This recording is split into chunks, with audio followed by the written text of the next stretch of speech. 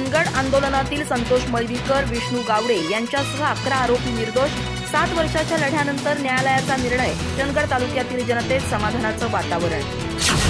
चंदगड तालुक्याच्या विकासासाठी झालेल्या आंदोलन प्रकरणात अॅडव्होकेट संतोष मळवीकर, विष्णू गावडे, नागेश चौगुले यांच्यासह एकूण 11 आरोपींची गडिंग्लज येथील जिल्हा आणि सत्र न्यायालयानं निर्दोष मुक्तता केली आहे. न्यायाधीश देशमुख यांनी हा निकाल दिला. मार्च 2018 मध्ये तत्कालीन पालकमंत्री चंद्रकांत दादा पाटील यांचा चंदगड येथील प्रशासकीय कार्यालयात शासकीय कार्यक्रम आयोजित करण्यात आला होता. यावेळी चंदगड नगरपंचायत स्थापन करणं, दौलत साखर कारखाना सुरू करणं आणि शेतकऱ्यांना FRP मिळावी यासाठी आंदोलनकर्त्यांनी भर सभेत घोषणाबाजी करत गोंधळ घातला होता. यामध्ये अॅडव्होकेट मळवीकर यांनी चंदगड नगरपंचायत झालीच पाहिजे, विष्णू गावडे यांनी दौलत साखर कारखाना सुरू झालाच पाहिजे, तर अन्य कार्यकर्त्यांनी FRPच्या मुद्द्यावर जोरदार घोषणाबाजी केली होती.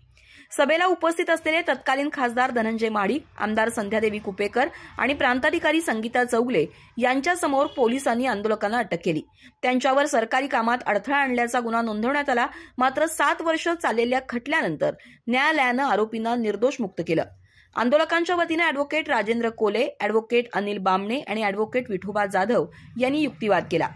न्यायाधीश देशमुख यांनी सबळ पुराव्याअभावी हा युक्तिवाद मान्य करत सर्व 11 आरोपींना निर्दोष मुक्त केलं.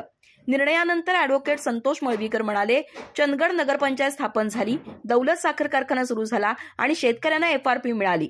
आमच्या आंदोलनातून घेतलेले प्रश्न मार्गी लागले, हेच आमचं यश आहे. या निर्णयामुळे चंदगड तालुक्यातील जनतेत समाधानाचं वातावरण असून या निकालाची जिल्ह्याभरात चर्चा होतीये.